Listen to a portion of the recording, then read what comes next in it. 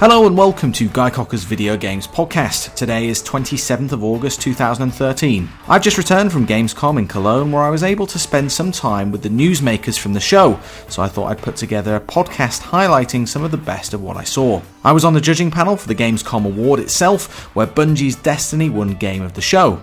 I spoke to community manager Dague, also known as Dague, about what we can expect from the brilliant looking shooter. I also met up with Oculus Rift founder Palmer Luckey to find out more about what was easily the best technical product of Gamescom 2013, the Oculus Rift HD. After witnessing the HD demo of Unreal Engine 4, I was left in no doubt that Oculus represents at least one aspect of the future of gaming, so I wanted to ask him what was getting him excited, besides his own product, of course. I also wanted to highlight one of the more interesting games of the show that possibly got lost in the noise, that is Square Enix's Thief. It's being developed by Eidos Montreal, the talented team behind Deus Ex Human Revolution, and I'm as sure as I can be about any game ahead of release that it will turn out to be an interesting product, not least because my interviewee performed an extended soliloquy rather than a traditional hands-on demo at Gamescom. We'll start by talking to Bungie's Dague. I'm at Gamescom 2013. I'm joined by Dague, who's the community manager for Bungie. Bungie is showing off Destiny. Thanks for joining me, Dague. Glad to be here. So give us a bit of background on Destiny and what you're showing at Gamescom. Destiny is the next evolution of a Bungie action game. We're showing off at Gamescom what we think is very distinct about this offering in terms of what we've made in the past. It's a game that places a large amount of emphasis on social and cooperative play. We think that anything that's fun to do is more fun to do with your friends, and this game is the embodiment of that priority. Bungie, as a developer, is very well known within the game community for creating Halo. This is your first new franchise in many, many years. What's the challenge, and how is it different to creating a Halo game? Well, we wanted to create a brand new world. We wanted to explore a different type of story. We also wanted to create an experience that would bring players together in exciting new ways. We wanted to create a world that was big enough and expansive enough where people could go and visit it, get lost in that world, have adventures that they don't anticipate, have chance encounters with other heroes who are blazing their own trail, come together and experience the game in moments where different heroes on their own path will cross paths, and at that intersection will be public events where they'll come together to overcome even larger obstacles to win even sweeter rewards. And this is all happening on a massive scale with kind of multi-planetary combat and different worlds, and so you're creating not just one world but many different worlds. Yeah, we want to create a place that you feel like you can go and visit again and again instead of just a disc that spins in your tray.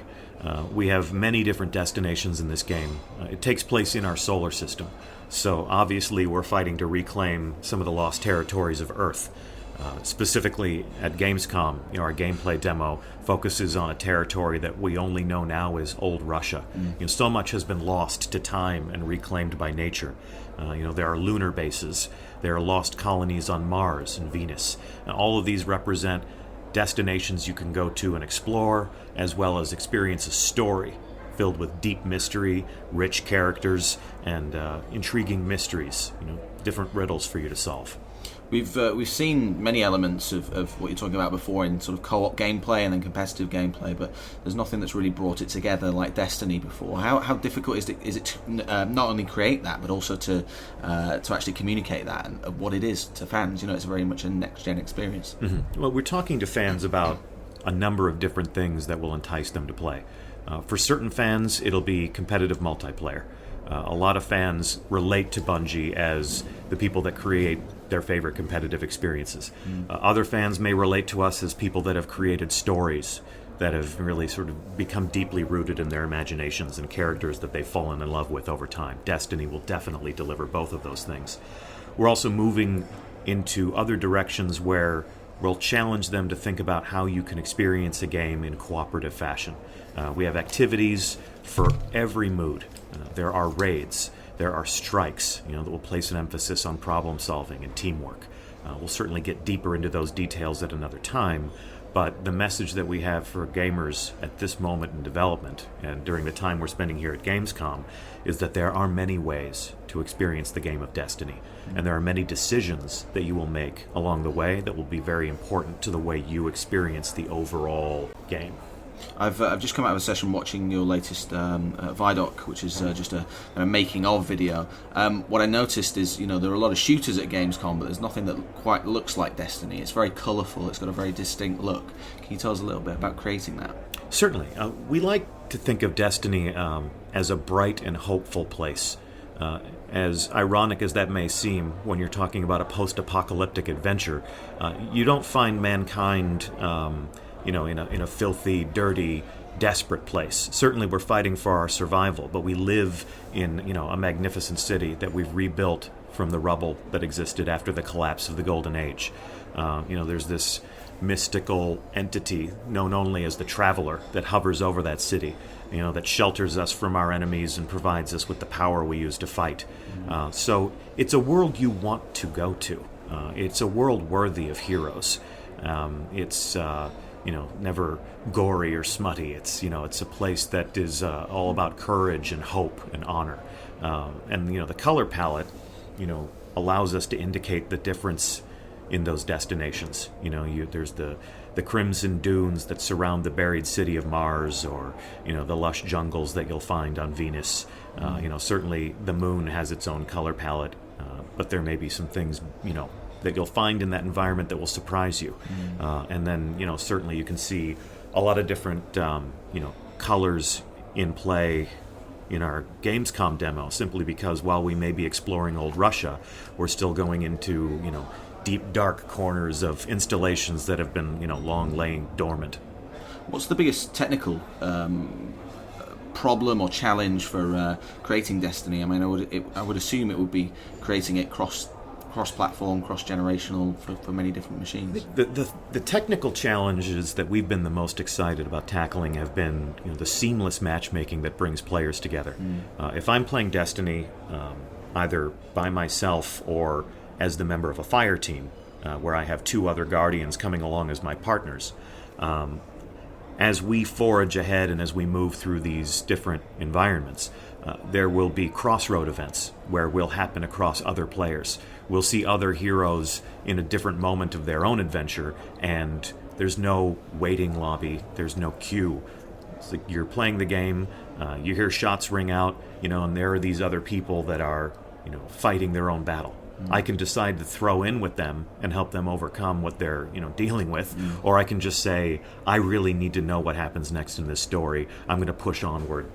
I'm going to move ahead to the next, cinematic moment that teaches me more about this universe.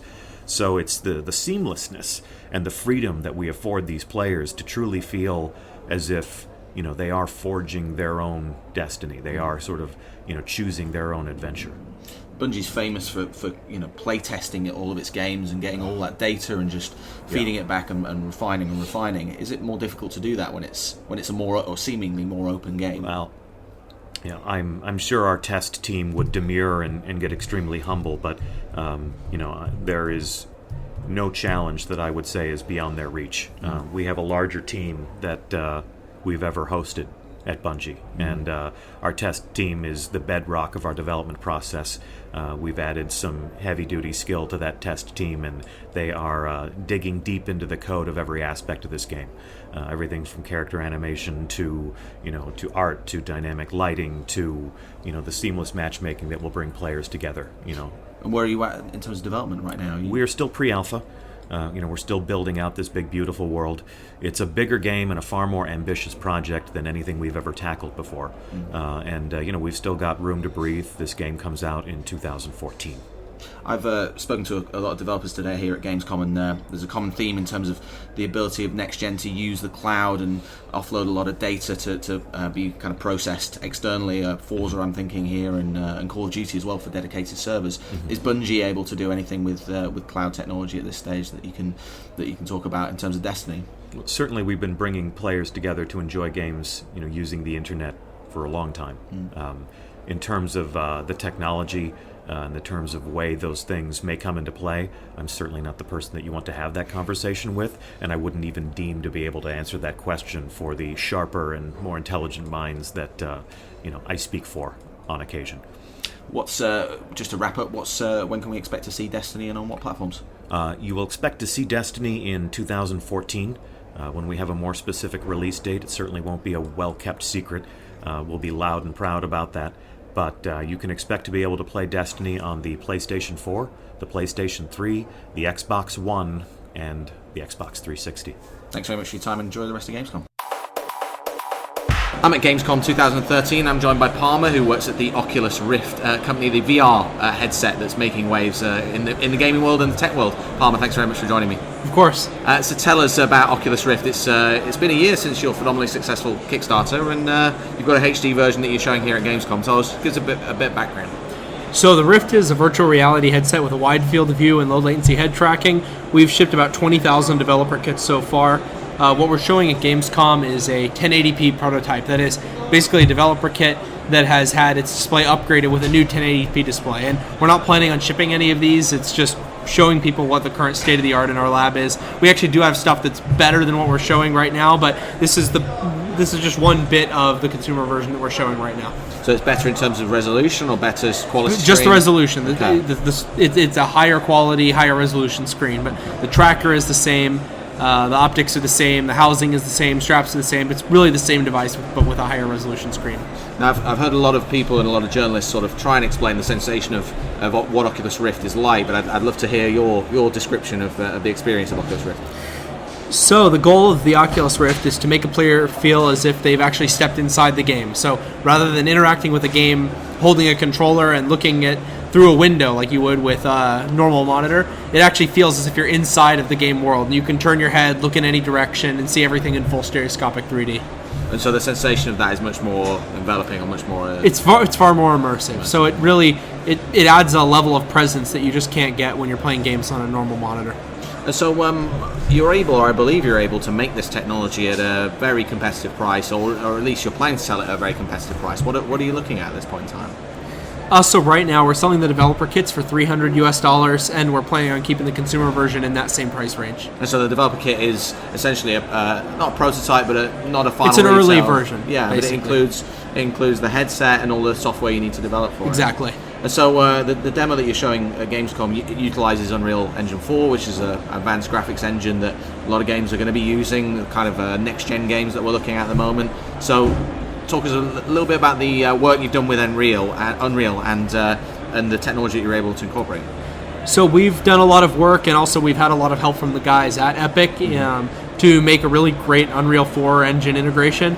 So in any game that works in Unreal Engine 4, it should be very easy for it to work with the Oculus Rift because all of the technical side is really already done.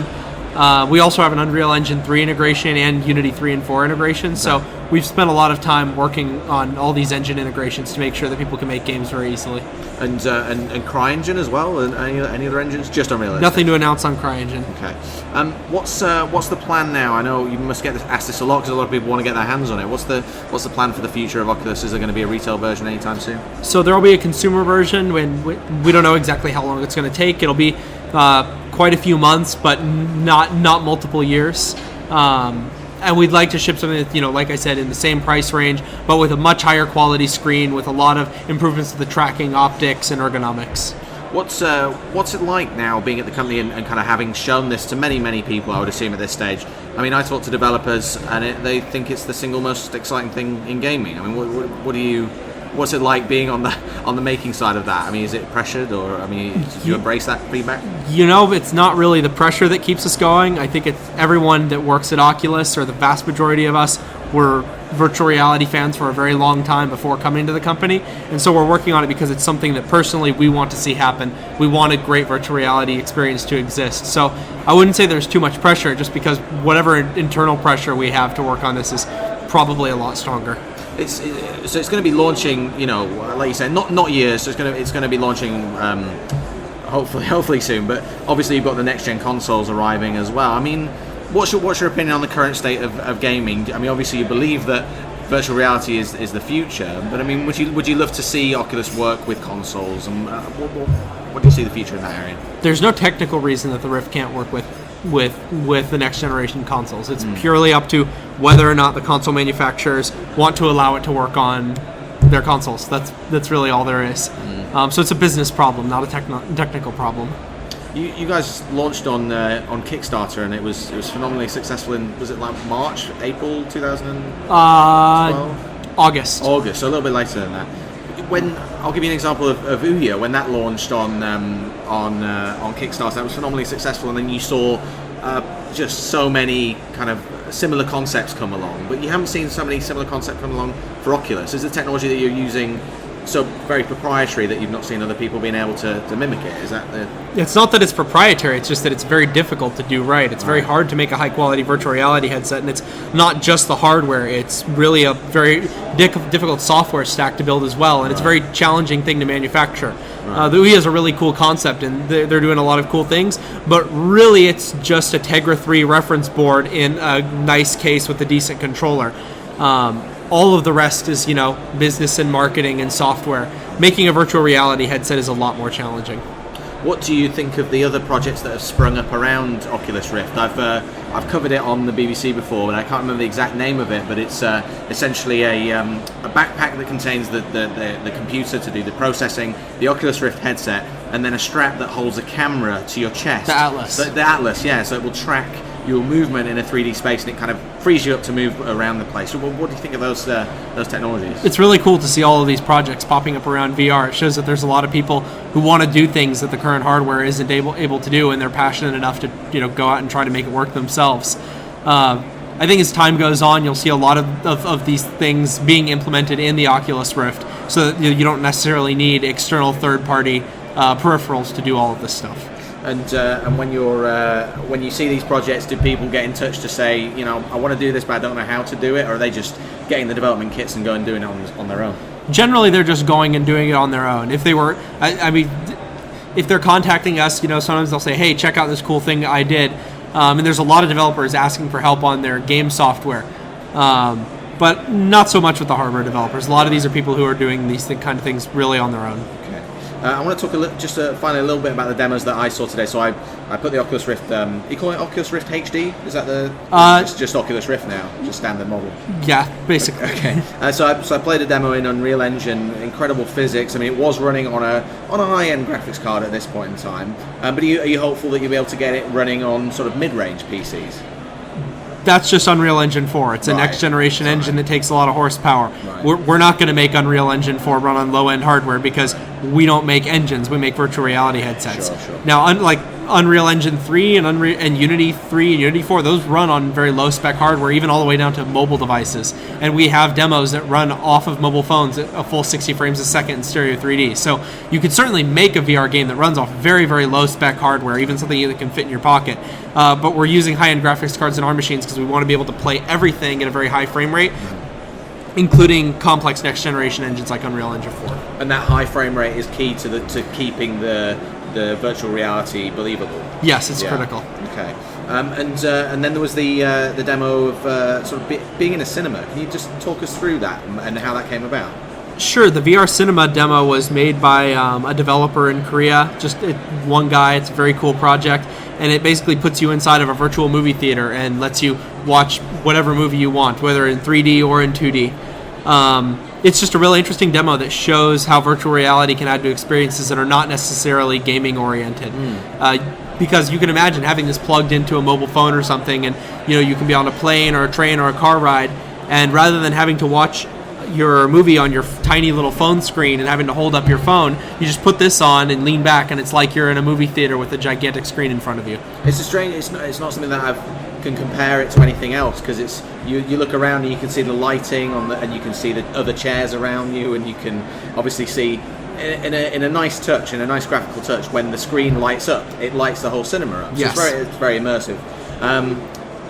Can you see that being a social experience, almost looking around and seeing your friends? Absolutely. Yeah. You could have multiple people all sitting in the theater together, interacting with each other, communicating with each other. That's something that we think we're going to see more of in the future. But right now, it's early days. Right now, just watching movies is pretty cool. So you're kind of being surprised by the community and what they're developing, and just you don't know what you're going to see next, I can imagine. No, there's so many interesting ideas that people are throwing out there that we never expected to see, all kinds of innovative gameplay ideas, and there's literally hundreds of demos out there and hundreds more on the way. It's a very exciting time for us. It's from having just played it, it's an incredible demo. on a personal level, it's incredibly exciting, and I want to congratulate you on creating some amazing tech. But like I say, everyone is sort of happy and talking about Oculus as the next big thing. As the creator of Oculus, what are you excited about in gaming at the moment? I'm excited about virtual reality. Okay. that's why I'm working on it. I'm working on it because I truly do think that is going to be a technology that transforms not only gaming but so many other industries. Okay. If there was anything else that I thought was cooler, I would be working on that instead.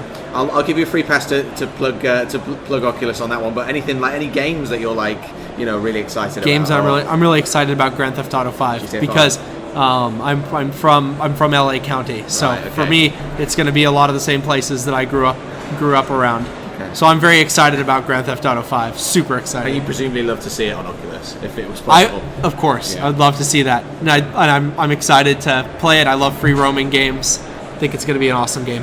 Where can people find out more about Oculus Rift if they want to have a look? Great place to find out is if you go on our site oculusvr.com. We have a blog where we update people on our progress all of the time and talk about the things we're working on. Some even down to talking about some of the technical details like how our sensor fusion works. Our Kickstarter page is also a great update. Other good places to look for information on virtual reality. Michael Abrash from Valve has a great blog. John Carmack is our new chief technical officer, and he posts on Twitter about Oculus fairly regularly, so you can check out some of his stuff there. Great stuff. Thanks so much for your time. Enjoy the rest of Gamescom. Thank you.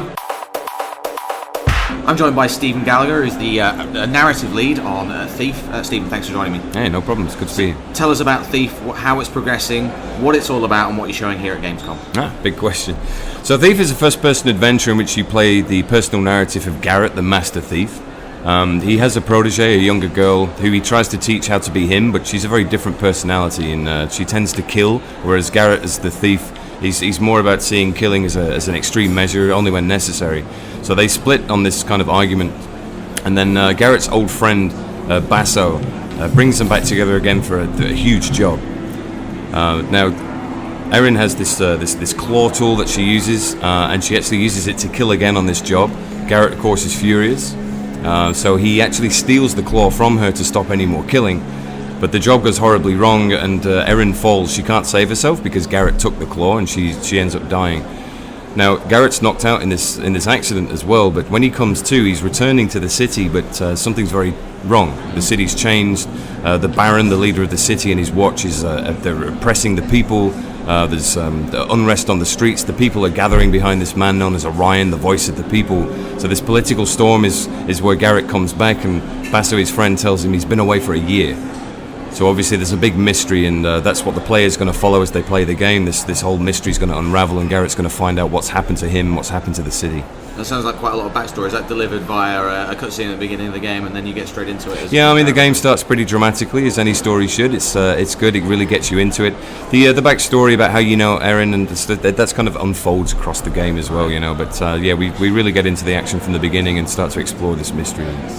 So obviously, Square Enix has had success a couple of years ago, I think now, with bringing Deus Ex back, a much-loved PC series and franchise. Yep. And now you're doing it again with Thief. I mean, do you feel the pressure from those fans? They're pretty passionate. Yeah, there's a pressure, but I think of it as a healthy pressure. It's good that Eidos and Square Enix are in. That they have some old IPs they have a very strong legacy, which is great because it builds up a very strong love for these things. And with Deus Ex, they did a great job. It's very successful. But theirs is a prequel. When we started Thief again, we were playing the original games, but we decided, you know what, this should be a new story. The old Thief games were awesome, brilliant, and we didn't just want to remake these. So we decided to take the signature of those games and some of the flavor of the world. So that's why we've taken Garrett, that premise of that archetype, this wonderfully, beautifully complex character. He's independent, doesn't trust anyone, works only for himself. So we took him with this new story, this new Thief, new Garrett, so that new players, as well as the old ones, new players can come to this story, this game, and enjoy it just as much. You don't have to have played the old ones, for instance. But the old players are still going to feel something of the original flavor, so they're going to feel at home as well. So it's we're excited to get it out there to the audience. So explain a little bit, if you can, about your involvement as a narrative designer in the game. I mean, do you work with a large team, and how does it work during development of this game? Well, I mean, From a narrative point of view, I mean, they call me the narrative director. It's easier, it's less syllables just to call me the story guy. To be honest, the lion's share of writing is done more by my actual writers. We have writers and designers. The writers, of course, are writing a lot of content. The design side of the department helps to implement the actual story, right?